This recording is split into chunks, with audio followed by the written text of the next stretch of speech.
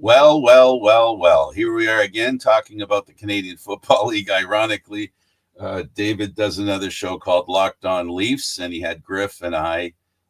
We're kind of like the three amigos at the Argos games together to talk about the Maple Leafs after a very interesting evening of hockey. But we're here to talk about football.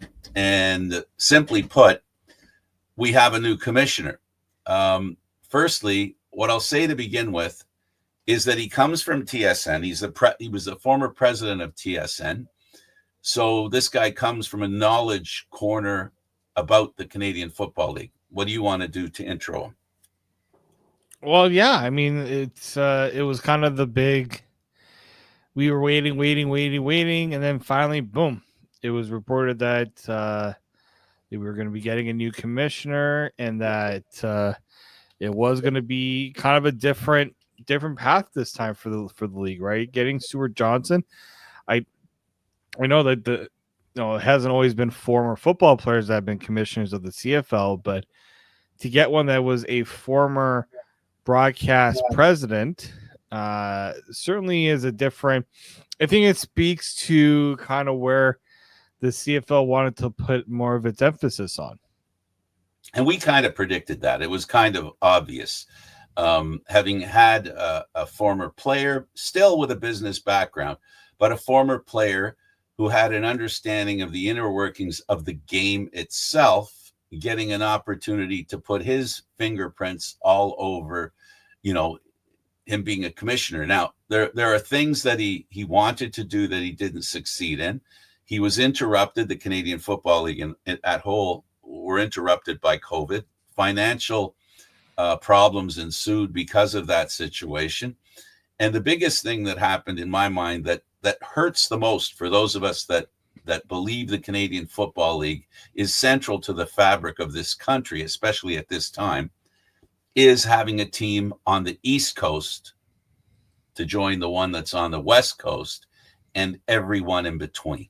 And that was the missed boat because of COVID. Nobody's going to convince me otherwise. That's the only reason it happened. I was well aware, and we were all well aware behind the scenes, not just, the commissioner or the CFL talking about, we're going to get another team. There were owners that were ready to put up money. And here's the important point that mustn't be forgotten. The town was ready to put money down. They were already agreeing to put money down. It was just a question of finalizing some stuff, and it would have happened at the very moment that the pandemic hit. And it went away. Money, towns didn't have extra money to spend. So there you go. Austerity kicks in. What's the first thing you get rid of? Something that you promised money to that you don't have any investment in, and say goodbye to that. Yeah, essentially it was, we're at a point in time where you kind of have to close the purse strings a little bit. Should we be funding a stadium at a time where we're not bringing in a lot of revenue? Probably not. I can totally understand that. And it kind of speaks to, and I know a lot of people like to bring that up, but doesn't it also speak to the CFL not thinking about this well before? Like, we've been at 9 teams since 2016. When did the Red Blacks come back? 2016 or so. Like, there's been a few years. Teams that do expansion, like I look at the PWHL. I think that's a pretty reasonable example. Similar business models, right? Where it's not just one city. You can't just expand to one city with these leagues. Even the WNBA is kind of similar too. Usually you go into 2. The reason is you don't want an imbalance of teams and schedules. And so I think probably the biggest balance, though, David, that's the whole point. The CFL creates the balance. Right. And they created the imbalance by only having that one team being the expansion team all those years ago, and then having to try to play catch up. Oh, you guess what? They it's brought kind of caught up to them. Montreal and Ottawa in. They should have brought. Yeah. Because Ottawa was gone. Montreal spent some time away. And, okay. Well, you can only deal with the hand you're dealt. And, Yep. and right now, the Canadian Football League has 9 teams. 10 would be great. As I said, I gave my patriotic statement. The problems with that which may be obvious, but also something people may not realize, is that the pie that the Canadian Football League shares is their ticket sales, which they drive on their own, and the shared income from the TSN contract, from TV revenue. Bringing in another partner, they can be responsible for their, creating their ticket market, but they have to share. They'll get a tenth of the share, and it'll go from a ninth to a tenth of a share when they come in. And the concern too is, I don't think you can blame, and this is projection on my part.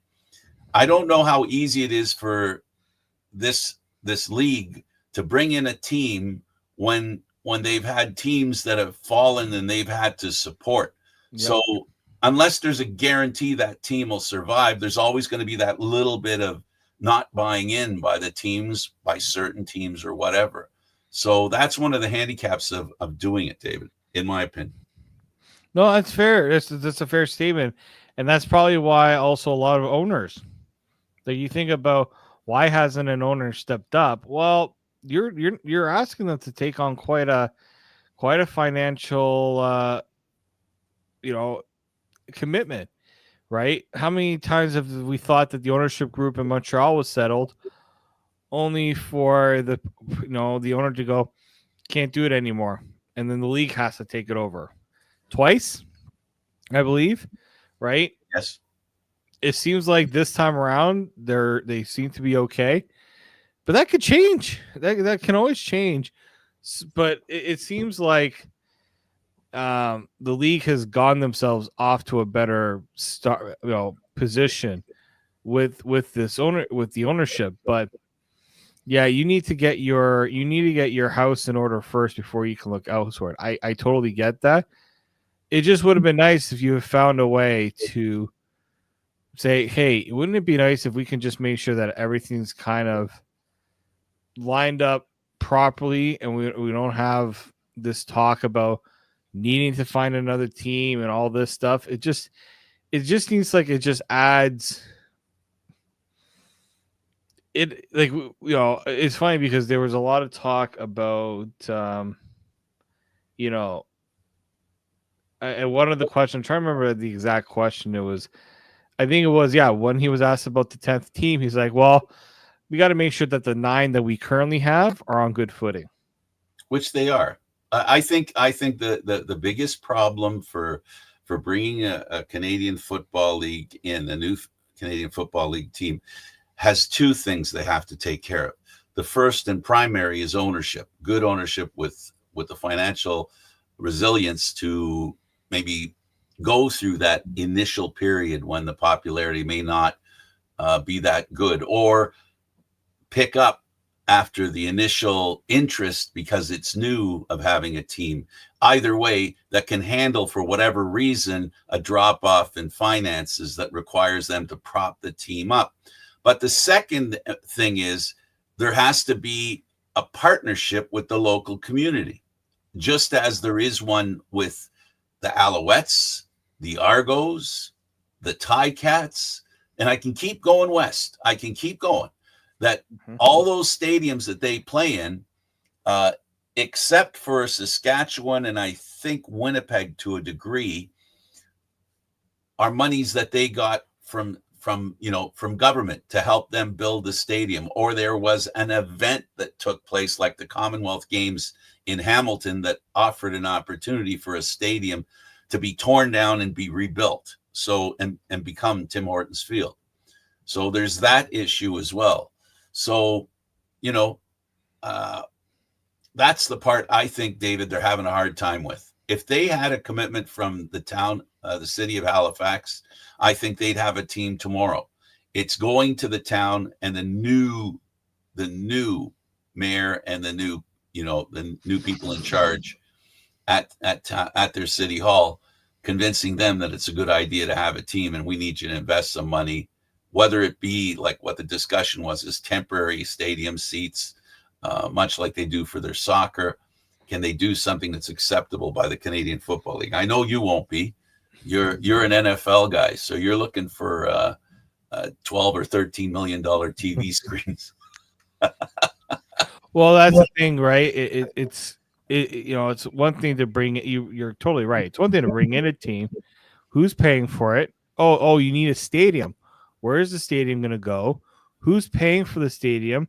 Is it only going to be football specific? Can another team play out of it? I think like there was an opportunity. The reason why we saw Halifax is an opportunity. There's a soccer team there. There is already a built up momentum towards a need for a renter, somebody who needs. Yeah, it wasn't going to just be a one-purpose stadium. This was supposed to be viewed as, okay, we can get by with having quite a few more, a bit more involved in just the CFL. No kidding, 10 games a year. 10 games a year plus whatever the soccer team like. Yeah.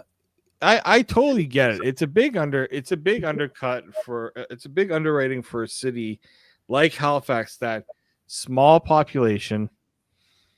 It's not Toronto, it's not Montreal, it's not Vancouver, where it's a big city and it's easy to draw in people. But here's the one thing Halifax does have: the unique charm of it. No other, like maybe Vancouver has a bit of that because it's on the coast. The tourism in the summer. If you can add a football stadium to that, come watch CFL football in Halifax in the summer. So I would be going. I would probably go and do a trip out there very easily to go watch a football game. Absolutely. That would be something that I've done already, and I don't see why I couldn't do it again. So I agree with you, obviously. Yeah. And look, I totally get it. Halifax is not the cheapest place to go and visit. Frank, you've done it. Yeah. I looked into it once and it didn't meet with my timeline / budget, but it is something that you can plan for. I know so many people who go to CFL games, and like, trust me, if you really, really, really wanted to go, there's a way to make it work. And there's a way to make it work within a budget. And that's good to hear. All right, why don't we listen to what the CFL, a production of the CFL, an introduction to the commissioner. I'll try to get some notes, keep some notes so that we can talk about all the things he brings up. All right? Okay. So the commissioner of the Canadian Football League, Stuart Johnston. My first CFL memory is surprisingly clear because I was 5 years old. I grew up in Ottawa, and my next door neighbor was the great kicker from, at the time, the Ottawa Rough Riders. His name was Jerry Oregon, legend. I was friends with his son Jamie. We spent a lot of time at Mr. Oregon's house, and of course went to a number of those Ottawa games and cheered him on from the stands. The Ottawa team played in the 1976 Grey Cup. I was 5 years old, I was on the couch, my family was there, and Mr. Oregon decided, and I only found this out later, on his own, without telling his teammates, without telling his coach, he faked a punt. I remember watching in amazement. His arm was twirling in the air. I don't think he was a natural runner, and he gained 52 yards for a critical first down, and my household went bananas. That is my first memory. I can't wait to just dig in, work with the team at the CFL offices, work with the Board of Governors, work with the club presidents and the club staff, the GMs, the players, the coaches, and ultimately work with the fans. This is an incredible product that we are caretakers of, and I can't wait to get going to see where we can take it. Probably the best piece of advice as I've made my first major career change in 30 years was to listen. I think my next 100 days are going to be a listening tour. I want to walk through our team and listen to what they have to say, understand what they're most excited about, understand what they're working on. I've got lots to learn. I have to learn about football operations, governance, the unique characteristics of the CFL. And I want to do a cross-country tour, meet with the clubs, and understand their needs, their challenges, and see how we can work together. We have great momentum right now. We've seen growth in attendance. We've seen growth in engagement on social. We've seen growth with our audience numbers on television. And we've got to continue to do that. We need continuous improvement. And I think there is so much growth potential still left in this league. And I think if we achieve all those metrics, we're going to improve our financial performance at a club level and at a league level, and we're going to improve our fan engagement experience, and all of that's going to lead to good things. We're going to focus on entertainment. We have one of the most entertaining products in the world when it comes to sport, and I want to continue to grow that entertainment. I want all of us to be thinking very closely as we make our decisions on how we're going to push entertainment so we can grab our consumers' attention, our partners' attention, and retain those fans. We are the only major sports league with all of our teams in Canada. And we have an incredibly passionate fan base that is delivering us incredible audiences, great numbers at the gate. We've got obviously some unique rules to our sport, and I think those are fantastic. I love to feel the sense of patriotism that we feel across the country right now. And I think, how can that possibly be anything but great for the CFL? We are the Canadian Football League. 9 Canadian teams, incredible Canadian representation, over a century of history and legacy with our sport. I know that partners have already been reaching out, saying, how can we align ourselves with such a Canadian institution? And I'm looking forward to exploring those further. I think when you're a major pro sports league, a media deal is a critical component to your overall business. And the next one will absolutely be important to the CFL. I come from a background in media. I've negotiated an awful lot of media deals. I'm looking forward to working very closely with our team in preparation. And I think that one of the things that I've always had as a philosophy in business is to, if you have a great partner, an incumbent partner, a long-term partner, you should have a conversation with them first. And so I want to have a conversation with our incumbent at Bell, and I'm going to express kind of what our thoughts are as we look to optimize our next media deal. And I think the word optimize is important. When I think about that, it's a balance of objectives. Of course, maximizing revenue is going to be an objective, but we also need to maximize reach. We also want to grow our audiences in certain relevant areas, for example, younger audiences. To do that, I want to focus on growing the game of football in Canada. I really do think the more people that can be a part of the game, to touch a football, to throw a football, to participate in flag football, I think we can grow the game, and I'm excited for the sport here in Canada. Seeing my signature on the game ball, it's a mix of feeling like I'm having an out-of-body experience. When I was a kid, the number one gift I asked my parents for, as about a 9-year-old, was an official CFL game ball. I loved the sport, and having an official ball to throw around with my brothers was going to be a dream. And it was a big gift to ask for. I said, combine my Christmas, combine birthday, whatever it takes, I would love one of those. I did finally get a game ball. It was an outstanding present. And now to think my signature is on one of those game balls, I couldn't be more proud. I'm incredibly humbled, and I'm super excited.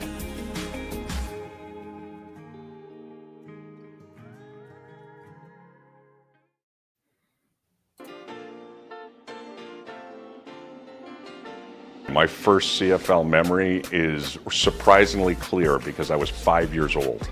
I grew up in Ottawa, and my next door neighbor was the great kicker from, at the time, the Ottawa Rough Riders. His name was Jerry Oregon, legend. I was friends. Jeez, couldn't get it rid there for a second. Sorry, David, I took you out of the group. You were so captivated by it, you wanted to watch it twice. No, I wasn't that captivated. I was captivated by my ignorance. That's all I was captivated by. Nothing else. Okay, so first of all, box to check. He said he's a CFL fan. How important is that?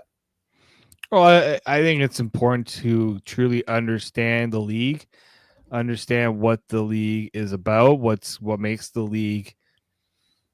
What's the best way to put it? What makes the league unique and what makes the league special? I think that's something that the fans need to understand, that this commissioner gets what this league is about, and so that he's not coming in and it's into a situation being like, I wasn't much of a CFL guy growing up or anything like that. That would kind of, I think, throw people off in the wrong way. We've had that commissioner. Right? You need somebody that truly gets what this league is about, what makes this league unique, and what's something that maybe hasn't been capitalized about with this league, right? You need someone that's going to truly appreciate kind of the different things that this league has going for it and being able to, put it out there, broadcast it to the people in a way that maybe it hasn't been done before. Well, he has, we talked earlier about his broadcasting experience. We know that he, along with his family in Ottawa, he talked about the first Grey Cup. Jerry Organ was a neighbor, knew his kids, wanted to play with an official CFL football. So he had the interest. His first game was the 76 Grey Cup. And so that's important that he has an understanding of what makes this game great. But that's only the beginning. He has to be able to work, first of all, and like he said, he needs to learn about how to work the Canadian Football League. So he has to get in there and understand the people that work there and why they do things, how they do things. This is the part we see this so many times when new executives go to companies, whether it's sports or anything else. There's a time period where they don't do anything. And it gives the impression that they're not even thinking of doing anything. What they're doing is getting a lay of the land. So what he's told us is he's going to get a lay of the land. You won't hear much about what he's doing. More, he'll be looking at what everybody else is doing and beginning to, think about what he can do to make it better. So I wouldn't expect a lot of activity emanating from the commissioner's office at this point. It would be stuff that that the CFL has in the works, in the pipeline, or thinking about doing, that he'll basically just check mark and go ahead and do it. I don't see any reason not to. That'd be probably his position. What do you think? Yeah, you hear him talking about going out and doing a tour. Right. Some people kind of took that into two different things, in that, like, how long is this going to take to do that? Like, why do you need to go out and do a tour? They've done those before in the past. What makes this worthwhile to do again? To me, it's like, if you're just going to go and talk to team employees and maybe some fans who are already here, it seems redundant to me. He should be talking to people who aren't there. You're talking about bringing in fans, finding out, why aren't fans there? Why aren't fans showing up to in certain places? Also, again, I don't like to make it about us, but find out why your league isn't getting the coverage you believe it should be getting, or any league deserves. Right? Especially in a Canadian, it's the Canadian Football League. Okay, well, we'll pick up that point, but let me go back and give you my 2 cents about why it's good for him to cross the country. Most of all, it's for an introduction, to shake the hand of some fans, be available to some fans, let them see who he is, listen to who he is, give them a chance to understand, his passion for this game and his willingness to do that. Now you can carry on your next point.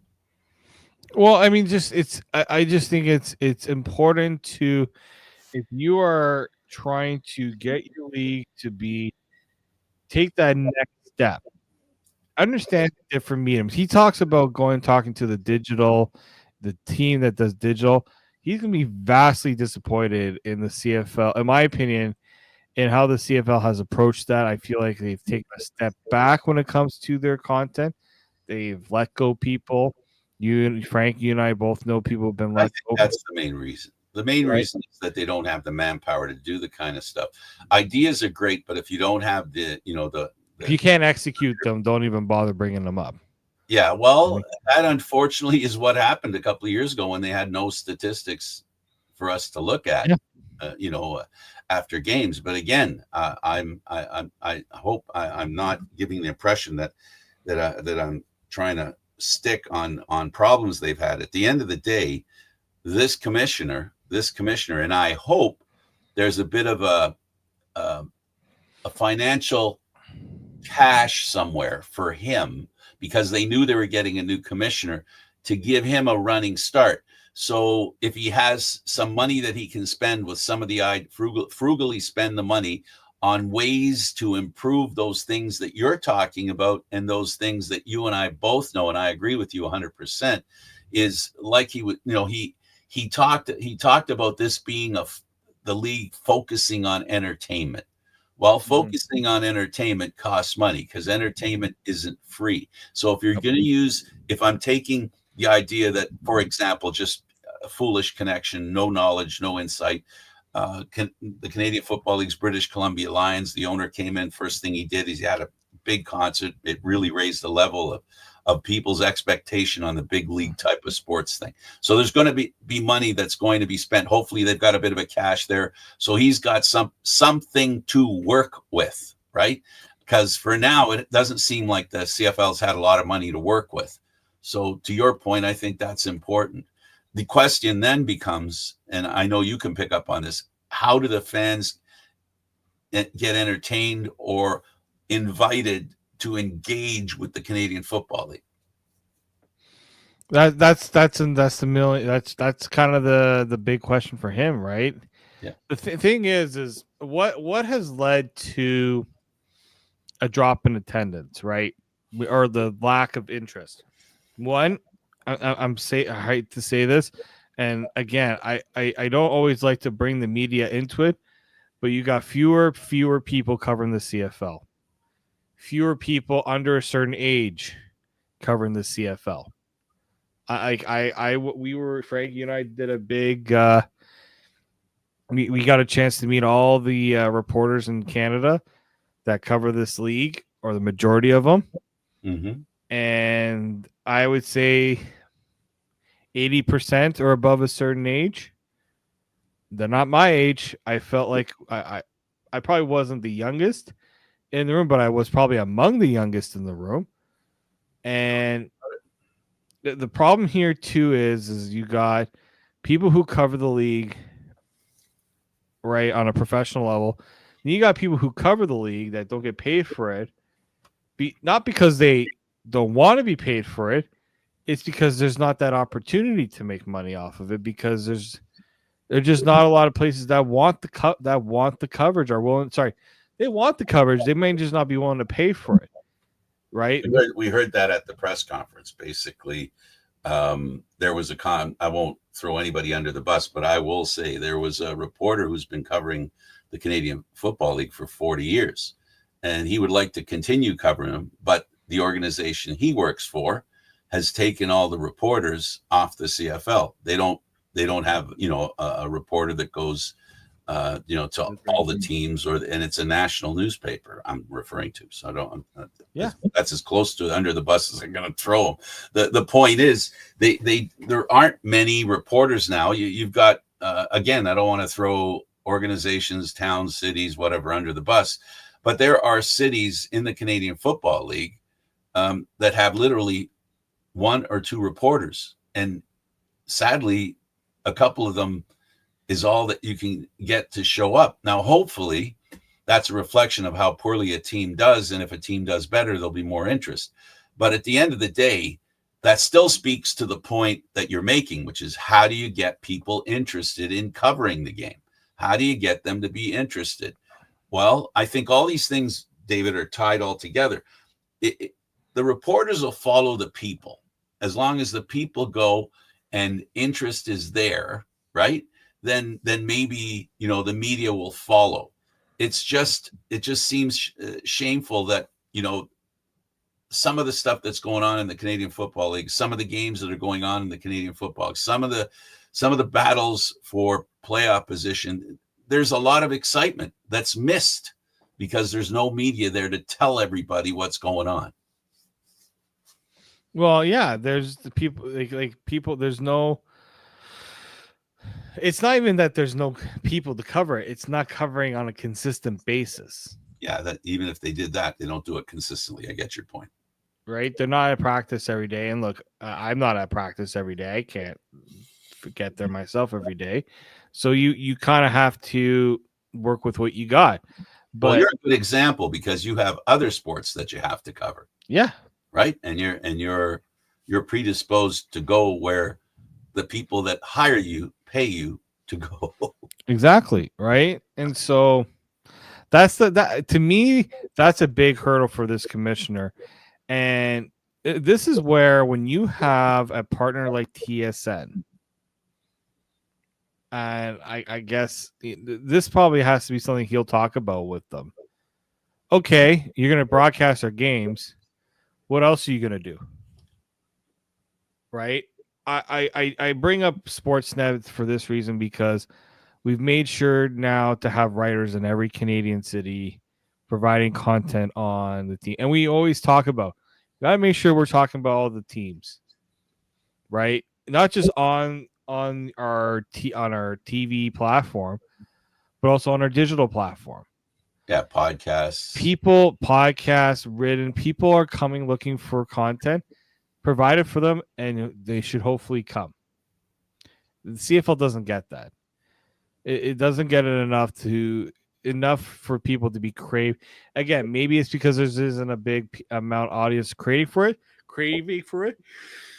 Well, you got to create that audience. You got to create, and the demand should hopefully follow. Right? And he talks about, getting younger people interested in the game. And he brings up flag football. But one thing he doesn't bring up, youth sports.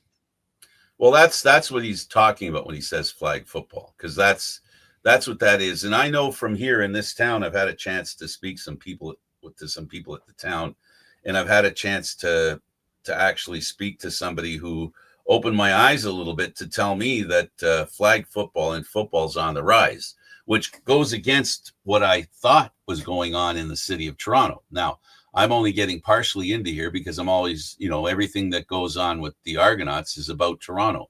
They reach out to Toronto schools. They reach out to Toronto, whatever, that's where their ticket base they feel is. So out here around Barrie and where I am in Wasaga, nobody really knows what's going on here there about football that's going on here. And I'm curious whether there's a surprise here that maybe somebody should be able to expose. And that is flag football a big deal in this community? And if so, not only are they people who can help promote the game of football, they can also be the people who be interested in going to football games, because that's who goes to football games: football players, football families. I'll go to my grave saying that. Well, that's it. It's also, if you want to go and see a game, how hard is it for somebody in Wasaga to make the trip down to Toronto for a game on a Thursday night, on a Friday night? A lot easier this year than it was. I could tell you it'll be a lot easier now. It will be so much easier now that they're going to have some games on the weekend, and not just on the weekend, during the day. Because that 2 hours traveling home makes the end of the game. You add that to the end of the game, it makes it interesting. And if you're thinking about bringing a family, let's say you've got a couple of flag football players in the family, boys and girls, doesn't have to be one or the other. It can be both. And you want to go to the game, and the game ends at, like, when it starts at 7, it ends at 10, and the kids are home in bed by midnight. Not a good plan. So now they're going to have 4 o'clock afternoon games, or 6, something like that. They're going to go somewhere in between there. So you're going to have time to get the kids home at a reasonable hour, and it'll be more family friendly. And that's what the league has to do. It has to figure out the best way to make the fan base younger is to make it a good idea for families to come. That's important. It is, because you're going to get the people who are committed every week to go to games. It's how do you get those who are looking for those secondary options, right? And so the summertime's hard. I get it. You got a lot of other competition. In Toronto, you got the Blue Jays and you got TFC. Although TFC has been very bad So there's an opportunity, go take advantage of a team that's not doing well, and you actually might be able to get some fans to come out to the game because they might be looking for a team that's actually a winner, right? And you can't. I don't think you can totally disregard that as a potential opportunity. So, if I'm the CFL, you gotta, and if I'm the Argos, if I'm the CFL, you gotta find a way to make sure that you're putting on a product and you're doing it something that will engage people to want to come in those summer months. Absolutely. It's not easy. I get it. You've got to fight with a lot of competition, but you got to show that you're not going to back down from the competition either. Yeah, see, the problem, the step that the CFL has to establish and why it's so hard in the Toronto market is because the Leafs have a real strong cachet, right? They have a cachet. The Toronto Blue Jays, they have a cachet. Now you start getting down to the NBA, and then you talked about TFC. TFC is a team that plays much of its season. Now they're going to go more into winter. So there's an opening here for the CFL because a lot of the Canadian teams have have MLS teams. So if their schedules now are earlier than the Canadian Football League and end a lot sooner, there might be some free time there to be the only alternative in town in regards to going to see live sports. The point, though, isn't that there's an opportunity. It's that you create a situation where people are interested, where they're proactively wanting to be a part of the Canadian Football League. It's the fact that there's an opportunity for an opening in regards to how many people show up because there's nothing else going on. That's great. But you can't assume to bring people in and there's nothing for them to see that they'll enjoy. So we talked about entertainment. We talked about the commissioner going to all the cities. He's going to get a good chance to see fan reaction in every other city. And he's going to see positive fan reaction. And he's going to see very positive fan reaction. And he, as a commissioner, is going to take notes, I believe, and ask himself to ask the CFL themselves as a league, how can they emulate, the organizations that are being successful? And I'll point to BC as far as everything except on the field that they've done as a good thing to look at and to try and, do elsewhere. Yeah. I mean, they do have that. They have something that they can feed off of, right? They have success from other teams. So if you're trying to figure out, how do we get so and so team to be on that same level? Well, it's kind of very easy. Go and talk to the other clubs that have taken advantage, that Right. have seen the benefits of. Oh, look, we've got. BC has done so well. Now, I'm sure there's areas that BC would still want to work on, absolutely, but it's not to the degree that I think that it was like in the past. Agreed. Right? BC, it was almost like, is it going to survive? Would BC be able to handle the where this handle having a CFL team? There was even talks about whether the Vancouver team was going to stay in MLS. Like, I think as a country, we also need to kind of reorganize or rethink about how we are handling sports in this country. Because when it comes to hockey, no one touches hockey, right? It's like no one's thinking about, is hockey going to be able to survive in Canada? But we always hear about it with football, with CFL especially. Not too much soccer, because soccer is becoming it's a international game. You got people who watch it on international levels, and they'll support the Canadians for sure. But it doesn't have, the football has to always lag behind what football, with hockey, with baseball, with soccer, with basketball, because those also have the international appeal. There's a bit of pride within your own country. Would you say, Frank, that in Canada, people have the same pride for Canadian football than they do the other sports? I don't think so. I think it's a smaller group of people. Yep. There is the intensity of dedication to the game and loyalty to the game. It's just a much smaller pool. And that's the issue. How to make that pool bigger.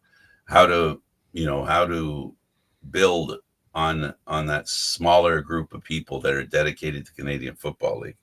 And I have to say, there's the hope that patriotism and this being a league of Canadian teams, maybe they're, Canadians aren't shopping American off the shelves. Can they be willing to give Canada a chance in their football, which is the Canadian Football League?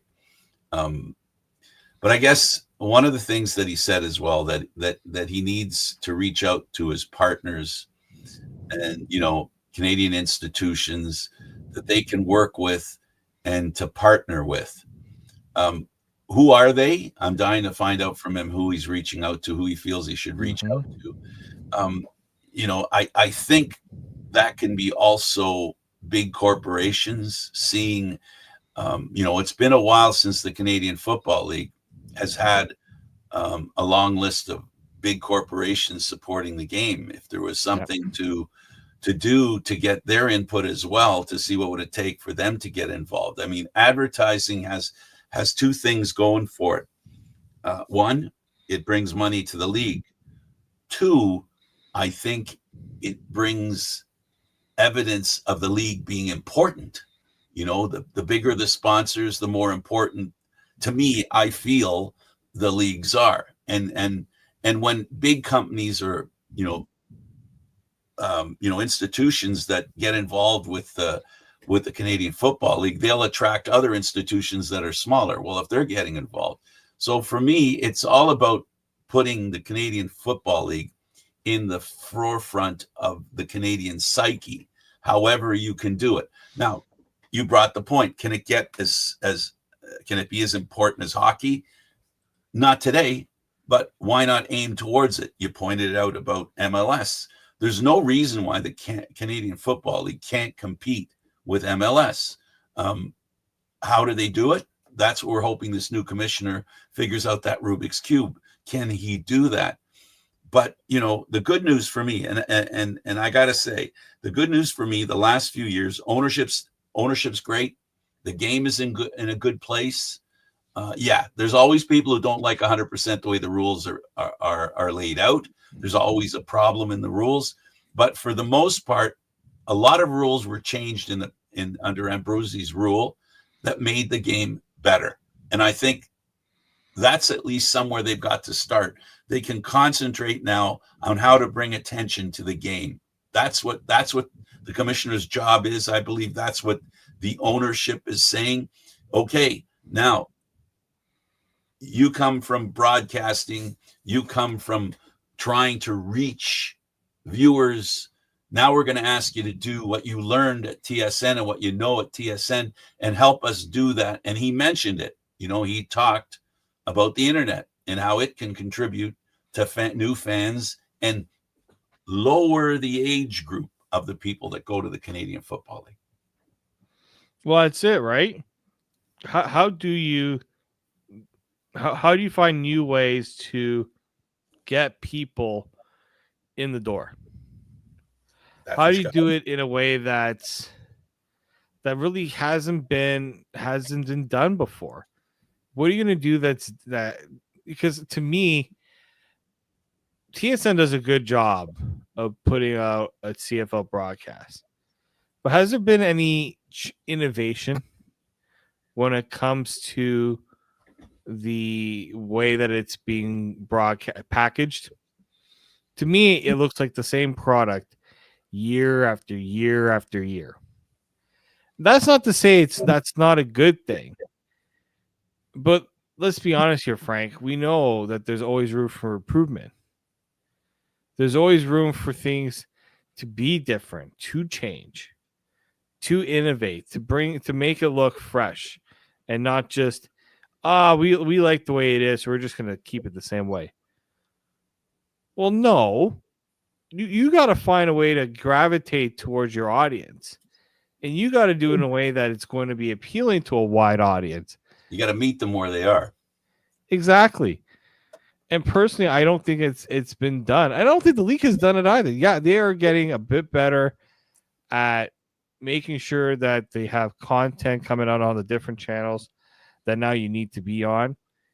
But I could tell people, so even CFL fans, about certain players on the team, and they just like, I got no clue who those people are. Yeah, I have no idea. I hear you. Well, here's what I want to talk about the flag football, and it's going to get personal now. Personal to me. I'm here in town, part of the Legion.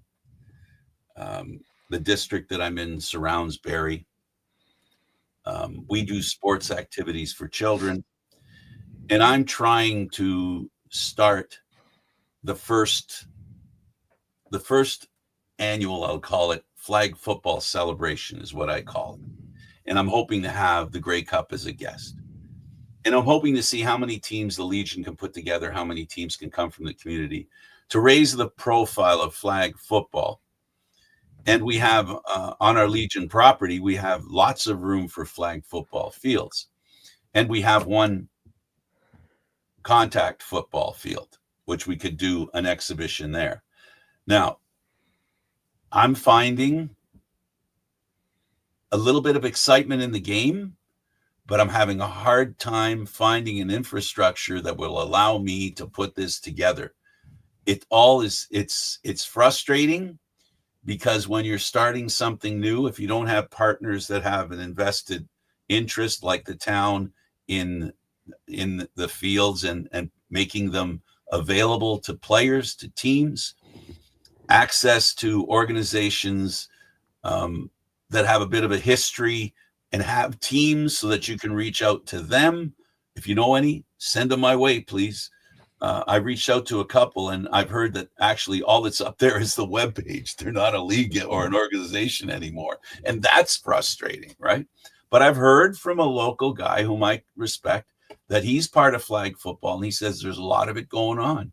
So I'll keep looking for it. I'll keep working towards it and try to achieve the goal that I'm trying to achieve, which is bringing football players, people who want to play football, bring them together and have an event and maybe even, raise the profile of the game of football to the point where a couple of them will go, you know what?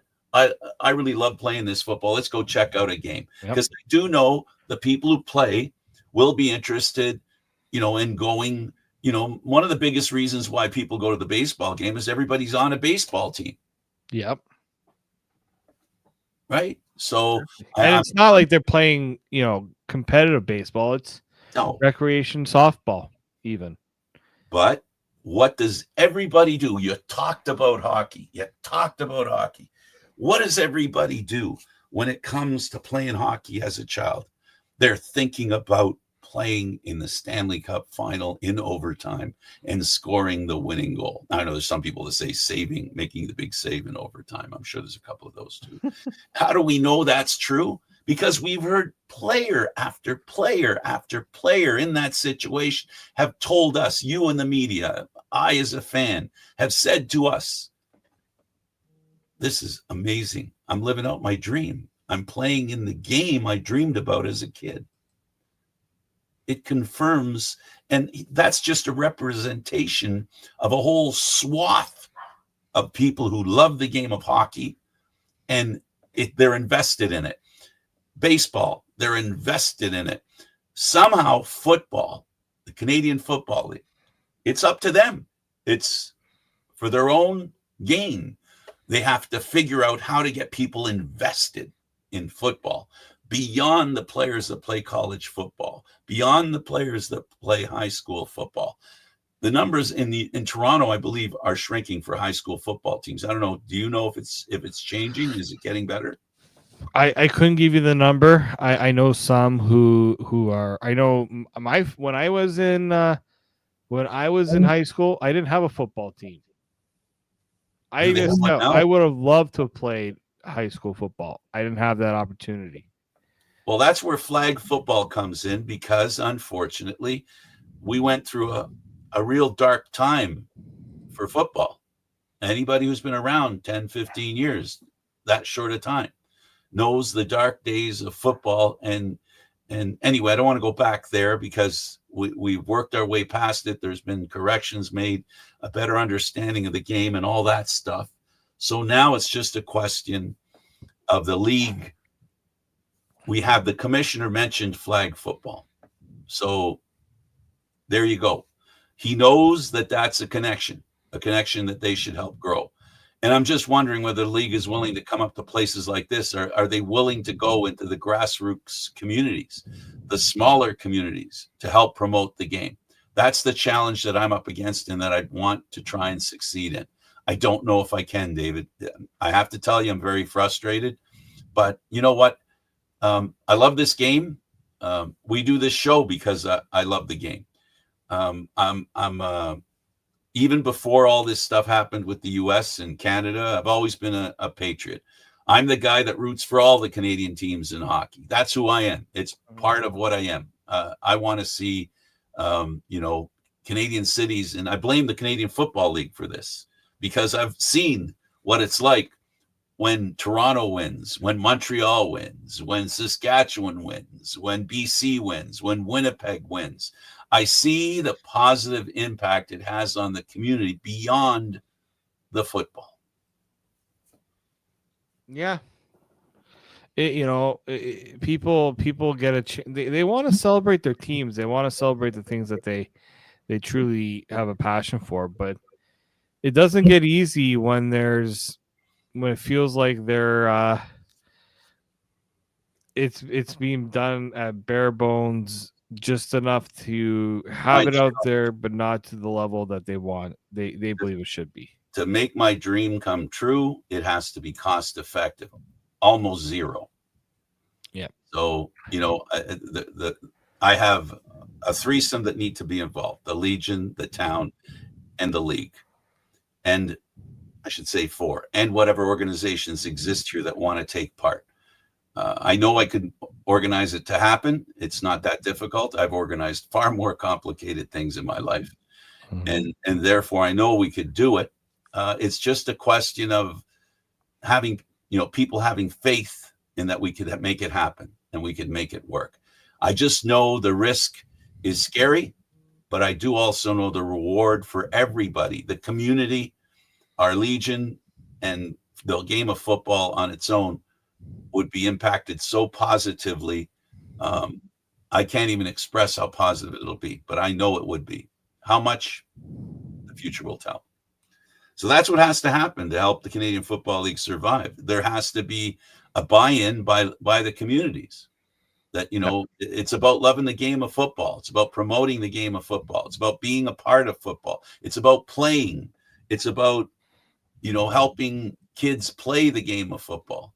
That's the sure way to get a fan base, and a younger fan base. Yeah.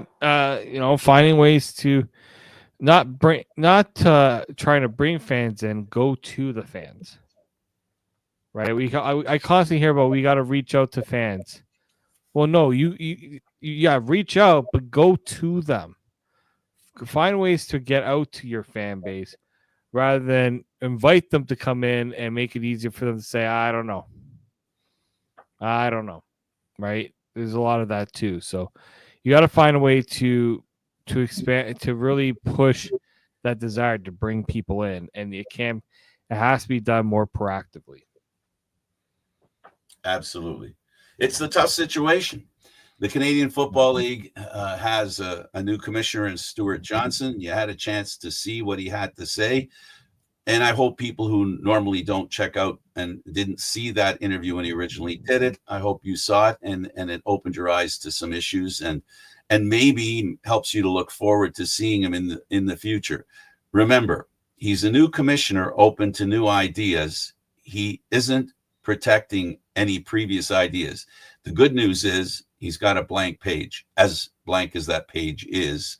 I believe it's far more blank than it would be, than a commissioner that's been around for 4 or 5 years. So maybe it's time for new ideas, and maybe you have a sounding board, CFL fans, for a person who may listen to those new ideas. And you know what they say about desperation? It's the greatest inspiration. So it is what it is. David, final words from you on the commissioner, the Canadian Football League at this point, and how much you're looking forward to the season starting. Good luck to him. Yeah, I'm hopefully tomorrow. We'll see. Maybe tomorrow. I did get a chance to talk to the Argos head coach, just to get some ideas about how things are heading going into training camp. So, fortunate for me, I have a little bit of time to get this story up because nobody else is writing it. So, I will get that out soon, though, for anyone that's looking for a little CFL Argo content before the training camp begins. I'll try to get that done before those guys are on the field. I believe it's coming up soon. Their camps are starting up soon, so we will be getting back into the grind. That's for sure. Absolutely. Okay, David, thanks for doing this. All right, thanks, Frank. You're welcome, buddy. Have a great day, everybody. Enjoy your day. And football's on its way. It's May now. It used to be, is it June yet? Well, it's May.